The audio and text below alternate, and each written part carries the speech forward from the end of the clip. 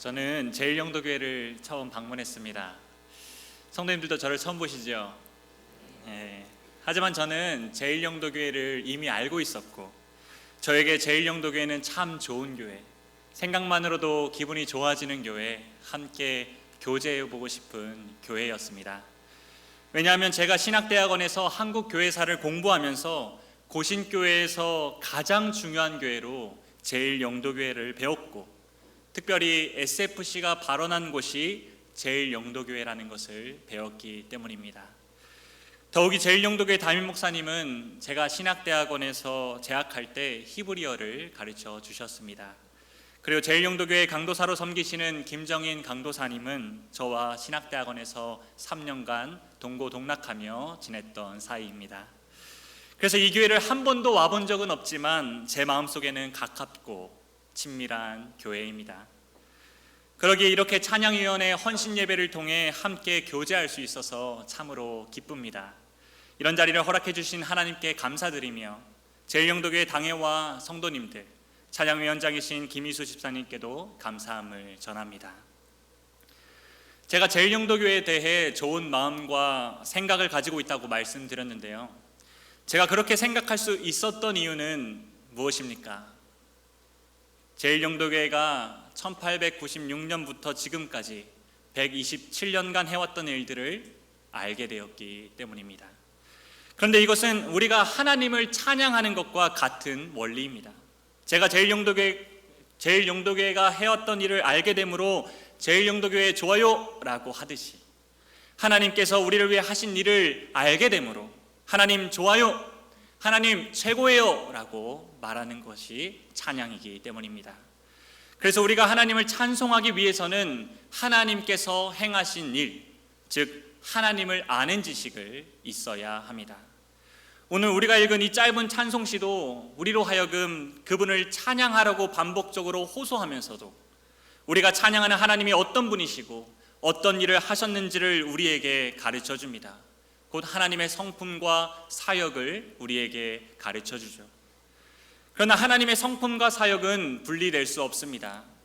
우리가 어떤 사람의 행동을 보고 그 사람의 성품을 유추하지 않습니까? 마찬가지로 하나님께서 우리를 위해 어떤 일을 하셨는지를 알면 그분의 성품을 알게 됩니다. 그래서 우리가 하나님께 찬양하기 위해서는 먼저 하나님이 우리를 위해 어떤 일을 하셨는지를 알아야 하고, 그것을 통해 그분의 성품이 무엇인지를 알아야 합니다. 오늘 이것을 알기 위해 시편 100편을 살펴보고자 합니다. 오늘 본문을 통해 하나님을 아는 지식에 풍성해져서 성도님들과 찬양위원들이 여호와께 즐거운 찬송을 부르시기를 간절히 소망합니다. 하나님께서 우리에게 하신 첫 번째 일은 이 세상을 창조하셨다는 것입니다. 하나님은 이 세상을 창조하셨습니다. 이 세상의 땅은 원래 혼돈하고 공허하며 흑암이 깊었습니다. 하나님은 그러한 땅을 품고 계시다가 이렇게 선포합니다. 빛이 있으라. 그렇게 이 세상에 빛이 생겼습니다. 이와 같이 하나님은 6일 동안 세상을 창조하셨습니다. 창세기 1장 1절은 이에 대해 이렇게 요약합니다. 태초에 하나님이 천지를 창조하시니라. 그래서 시편 100편 1절은 온 땅이여 여호와께 즐거운 찬송을 부를지어다 라고 명령합니다. 그분이 이 세상을 창조하셨기 때문에 온 땅이 그분을 찬양함이 마땅한 것이지요. 이처럼 우리가 믿는 여호와는 이 세상을 창조하신 하나님이십니다. 그러나 사람들은 자신이 하나님과 독립된 존재라고 생각합니다. 하나님이 없이도 자신들이 존재할 수 있다라고 생각합니다. 하지만 그것은 잘못된 생각이죠. 사람의 모든 것과 그들이 소유한 모든 것은 다 하나님에게서 나온 것이기 때문입니다. 이에 대해 요한복음 1장 3절은 이렇게 말씀합니다. 만물이 그로 말미암아 지은 바 되었으니 지은 것이 하나도 그가 없이는 된 것이 없느니라.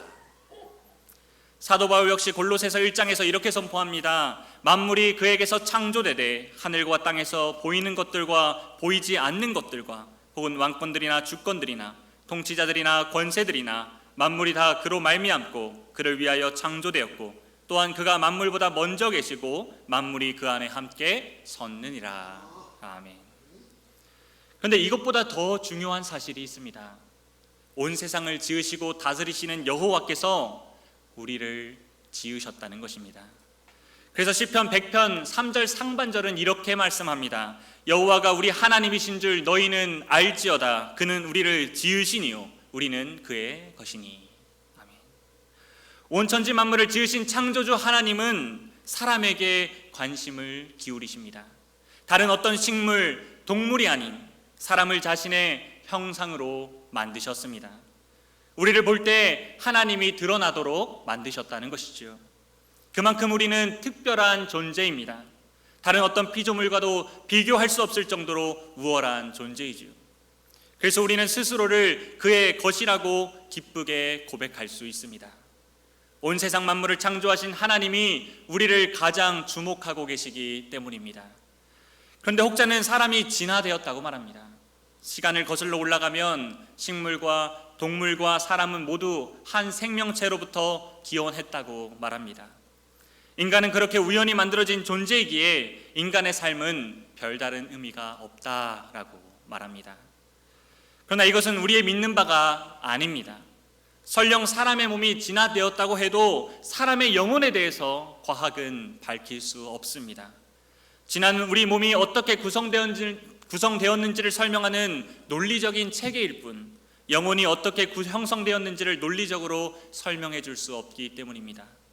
이런 점에서 우리는 단호히 말할 수 있습니다. 영이신 하나님이 아니고서는 사람을 만들 수 없다라고 말이죠.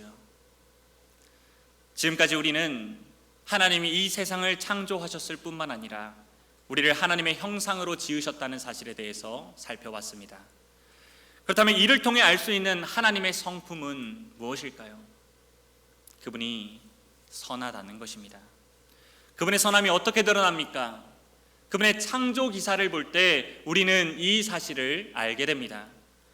하나님은 하루하루 이 세상을 창조할 때마다 하나님이 보시기에 좋았더라라고 말씀하셨습니다. 특별히 사람을 창조하시고는 심히 좋았더라라고 말씀하셨죠. 창세기에서 좋았더라라는 단어는 우리가 다 알고 있듯이 선하다라는 뜻입니다. 선하신 하나님께서 이 세상을 창조하시니 당연히 세상은 선할 수밖에 없습니다. 무엇보다 하나님은 자기 백성에게 무엇을 요구하기보다 먼저 자기 백성에게 필요한 좋은 것들을 베푸시는 분이십니다. 그래서 5일간 선한 것들을 창조하신 이후 6일 마지막 창조 때 사람을 만드셔서 이 모든 세상을 다 주셨습니다. 선하신 하나님은 하나님의 형상인 사람에게 풍성한 생명과 양식을 공급하셨습니다. 절대로 좋지 않거나 악한 것을 주시거나 요구하지 않으셨습니다. 그러나 문제가 있습니다. 우리가 죄인이라는 사실입니다. 하나님이 우리에게 가장 좋은 것들을 주셨는데 우리는 그 속에서 만족하지 못하고 하나님의 자리를 차지했습니다. 하나님은 우리를 지으시니요 우리는 그의 것입니다 라고 고백해야 했는데 나는 나의 것이다 라고 생각했습니다.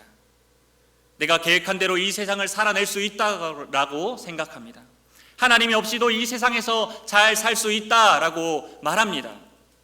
이렇게 우리는 하늘 아버지가 아닌 거짓의 아비를 쫓아 진리에 서지 못하고 육신의 정욕과 악목의 정욕과 이생의 자랑에만 관심을 기울입니다. 그 결과 하나님의 선하신 모든 것을 누리지 못하고 하나님 나라에서 쫓겨나게 되었죠. 우리는 이 땅에 살며 오직 가시덤불과 엉겅퀴만 낼 뿐입니다. 다행인 것은 하나님께서 이런 우리를 그냥 내버려 두지 않으셨다는 것입니다.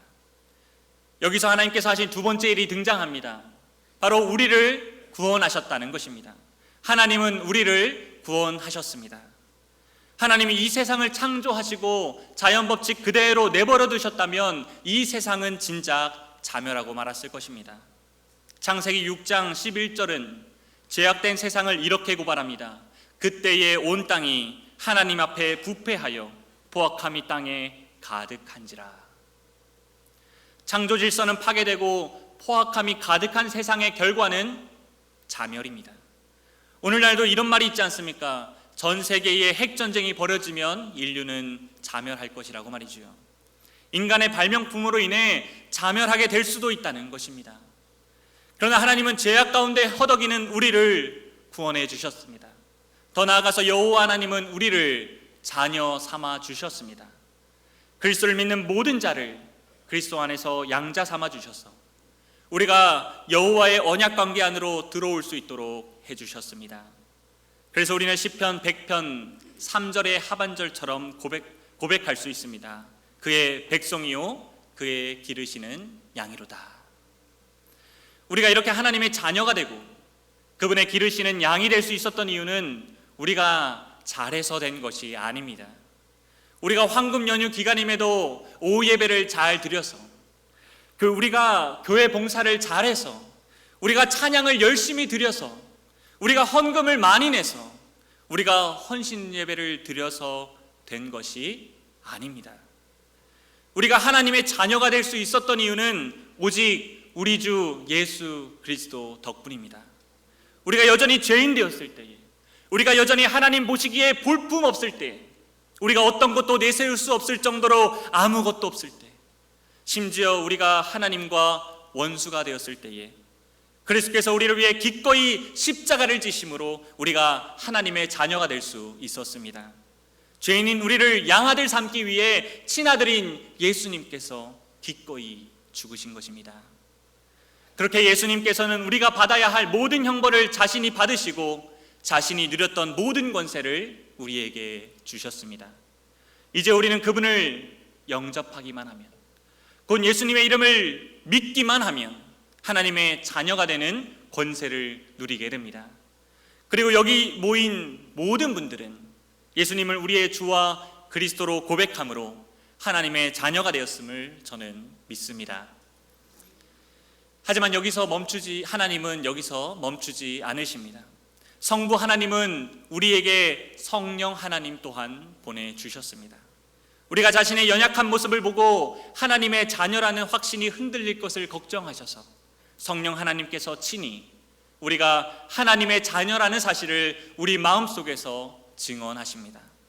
그래서 우리는 현재 우리의 모습이 여전히 부족하고 볼품 없더라도 양자의 영이신 성령을 받았기에 하나님을 아빠, 아버지라고 부르짖을 수 있는 것입니다. 이 모든 일에는 우리의 어떠함이 개입되지 않습니다. 오직 삼위일체 하나님의 은혜만 있을 뿐입니다. 그렇다면 여기서 나타나는 하나님의 성품은 무엇일까요? 바로 인자하심과 성실하심입니다. 인자로 번역된 단어는 히브리어로 헤세드입니다. 이 단어는 사랑할 수 없는 상황에서도 사랑하는 것, 은혜가 베풀어질 수 없는 상황에서도 은혜를 베푸는 것을 의미합니다. 이처럼 하나님은 인자하셔서 우리가 죄인 되었을 때에, 우리가 여전히 원수일 때에 사랑할 수 없는 상황에서도 사랑해 주시고 은혜를 받을 수 없는 상황에서도 은혜를 베풀어 주셔서 예수 그리스도 안에서 우리를 자녀 삼아 주셨습니다. 특별히 성실하심이라는 단어가 인자하심과 같이 사용될 때는 언약에 신실하다라는 의미를 내포합니다. 이는 우리가 약속에 신실하지 못해도 하나님께서 약속에 신실하시기 때문에 하나님께서 그 약속을 반드시 이루어 주신다는 의미지요. 하나님께서는 인자하셔서 우리를 자녀 삼아 주셨지만 우리는 여전히 죄인이기에 하나님과 맺은 언약 관계를 계속해서 파괴합니다. 하지만 하나님은 성실하시기에 우리의 언약 관계를 예수 그리스도 안에서 다시 갱신하시며 우리를 하나님의 자녀에서 떨어지지 않게 하십니다. 더 나아가 우리를 그리스도의 장성한 분량에까지 이르도록 우리를 인도하십니다. 그런데 또 하나의 문제가 있습니다. 하나님께서는 성실하신데 우리가 성실하지 못하다는 것입니다. 우리는 하나님께서 나를 위해 행하신 일을 계속해서 망각합니다. 사실 지금까지 살펴본 내용, 우리가 평생에 들어왔던 말씀 아닙니까? 매 주일마다 들어왔던 말씀이죠. 조금도 새로운 것이 없습니다. 하지만 우리는 하나님이 우리를 위해 어떤 일을 하셨는지, 그분의 성품이 어떠한지를 계속해서 잊어버립니다. 그래서 우리는 날마다 하나님께 찬양하지 못합니다. 설령 찬양을 드린다고 해도 하나님의 사역과 성품에 대해선 찬양은 빈약한 경우가 많습니다. 이러한 우리의 처지를 알고 있던 시인은 4절에서 이렇게 교훈합니다. 우리 함께 시편 100편 4절 말씀을 함께 읽어보도록 하겠습니다. 시작. 감사함으로 그에게 감사하며 그의 이름을 송축할지어다. 아멘. 시인은 우리가 하나님을 아는 지식을 잊지 않기 위한 방법을 제시합니다. 바로 그의 앞에 나아가는 것입니다. 4절의 표현대로 하자면 그의 문에 들어가는 것입니다. 그의 궁정에 들어가는 것입니다. 여기서 그의 문이나 그의 궁정은 성전, 즉 하나님의 보좌 앞을 상징합니다. 시인은 지금 하나님의 성소에 나아가서 예배할 때 하나님이 우리를 위해 어떤 일을 하셨는지, 그 일을 통해 하나님이 어떤 분이신지를 계속해서 기억할 수 있게 된다고 말합니다. 예배를 통해 하나님을 아는 지식을 알게 되니 그의 이름을 송축할 수 있게 된다라고 우리에게 알려줍니다. 그래서 우리는 매주 드리는 공예배를 통해 하나님이 우리를 위해 어떤 일을 하셨는지, 그 일을 통해 우리의 하나님이 어떤 분이신지를 계속해서 기억해야 합니다. 우리는 예배를 통해 그분이 지금도 여전히 우리의 하나님이 되시고 우리를 지으시니요 우리는 그의 것이라는 사실을 알아야 합니다. 우리가 사랑받을 자격이 없는 자임에도 불구하고 우리를 자신의 백성이라고 부르시고 자신의 기르시는 양이라고 여겨주심을 알아야 합니다. 이렇게 매주일 2번의 공예배의 자리에 찾아오시는 삼위일체 하나님을 경험하며 창조주이자 구원주이신 하나님을 계속해서 알아갈 때 우리는 하나님을 계속해서 찬양할 수 있습니다. 그래서 시편 100편의 마지막은 이렇게 마무리됩니다. 우리 시편 100편 5절 말씀도 함께 읽어보도록 하겠습니다. 시작. 여호와는 선하시니 그의 인자하심이 영원하고 그의 성실하심이 대대에 이르리로다. 아멘. 그러니 사랑하는 제일영도교회 성도 여러분, 우리 끊임없이 예배의 자리를 사모합시다. 예배의 자리에서 하나님의 성품과 사역을 알도록 힘씁시다. 그리고 예배를 통해 알게 된 하나님의 성품과 사역을 가정에서, 기도회에서, 전도회에서, 구역 모임에서 나누며 함께 하나님을 찬양합시다. 6일의 삶에서 기쁨으로 여호와를 섬기며 노래하면서 세상에 하나님을 자랑합시다. 특별히 제일영도교회에서 찬양으로 섬기시는 성도님들은 더욱 예배의 자리를 사모하셔서 그곳에서 하나님을 아는 지식이 풍성해지기를 소망합니다. 아멘. 오늘 오후 예배가 찬양위원회 헌신예배이니만큼 찬양위원들과 찬양에 관심 있는 분들에게 몇 가지 더 당부의 말씀을 드리고 마치도록 하겠습니다. 성경에서 말하는 찬양은 삼위일체 하나님이 행하신 일을 찬양하는 것입니다. 그래서 우리가 찬양하기 위해서 하나님을 아는 지식에 풍성해져야 하는 것이지요. 그러나 우리가 죄인이어서 찬양의 초점을 삼위일체 하나님이 아니라 나에게로 맞출 때가 있습니다. 오늘날 많이 불려지는 찬양의 가사들의 그런 모습들을 볼 수 있지요. 하나님이 하신 일, 하나님의 성품을 찬양하기보다 내 감정, 내 처지, 내 상황에 집중하는 가사들이 많이 불려집니다. 예를 들면 이런 것입니다. 오늘 하루 살아가는 인생이 힘들어도 예수님께서 내 마음을 아십니다. 지난 세월의 아픔과 다가올 어려움도 예수님이 나를 붙들어 주십니다. 또 이런 찬양 가사가 있습니다.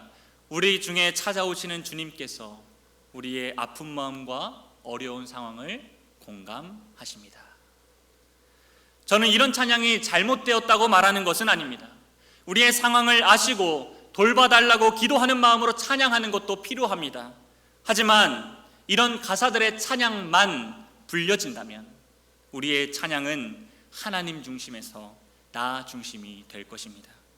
그리고 이러한 찬양들이 많이 불려짐에 따라 하나님이 행하신 일을 생각나도록 하는 찬양이 한국 교회에 부족하게 될 것입니다. 그래서 우리는 하나님이 우리를 위해 행하신 일이 가득한 찬양을 드리기를 힘써야 합니다. 더욱이 그런 찬양들을 많이 만들고 성도들에게 소개해야 합니다. 그리고 우리가 부르는 찬양에는 공교회성이 부족한 찬양들이 많이 있습니다. 개인의 초점을 맞춘 찬양들이 많이 있다 보니 그런 결과가 생긴 것 같습니다. 하지만 오늘 본문 3절을 보시면 하나님은 나의 하나님이 아니라 우리의 하나님이십니다. 이것을 강조하기 위해 우리가 3절에서만 3번 강조됩니다. 그래서 우리는 찬양을 개인적으로 부르는 것이라고 쉽게 적용해서는 안 됩니다. 찬양은 언약 공동체와 함께 공적으로 부르는 것이 우선되어야 하기 때문입니다. 한편 언약 공동체인 교회는 지금 이 시대만 있는 것이 아닙니다. 우리 시대뿐만 아니라 아담 때부터 마지막 날까지의 모든 교회가 한 언약 공동체입니다. 그래서 찬양은 우리 시대뿐만 아니라 전 세대에 걸쳐서 다 같이 불러야 합니다. 그렇다면 구약 시대부터 신약 시대까지 모든 성도가 함께 부를 수 있는 찬양이 무엇입니까? 바로 시편입니다. 그래서 우리는 되도록이면 공예배 시간에 시편 찬송을 불러야 합니다. 이 시편만이 천국에 올라가서 모든 성도들과 함께 부를 찬양이기 때문입니다. 특별히 제일영도교회 찬양대에서 시편 찬송이 많이 불려졌으면 좋겠습니다. 그리고 이 시편 찬송을 모든 성도들과 함께 부를 수 있는 기회도 많아졌으면 좋겠습니다. 시편 찬송은 모든 성도의 찬송이기 때문입니다.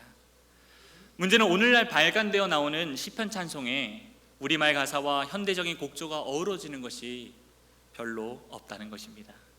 그래서 가사와 곡조가 어울리는 시편 찬송이 많이 만들어지고 성도들에게 소개되었으면 좋겠습니다. 이런 일들은 큰 교회가 아니면 감당하기 쉽지 않습니다. 제가 보니 제일영도교회는 찬양의 은사를 가지신 분들이 많이 있습니다. 요즘 시대 오후 예배 찬양팀에 중고등학생 그 청년들이 서 있는 것은 이거는 놀라운 일입니다. 기적에 가깝습니다. 뿐만 아니라 설교 전에 찬양대의 하모니는 너무나도 천상의 소리와 같았습니다. 이런 은사를 가지신 분들과 함께 제일영도교회와 찬양위원회가 이런 일들을 감당하셨으면 좋겠습니다. 그래서 앞으로 한국교회사에서 찬양으로도 고신교회와 한국교회를 섬긴 교회로 제일영도교회 이름이 남겨지시기를 주님의 이름으로 간절히 소망합니다. 아멘.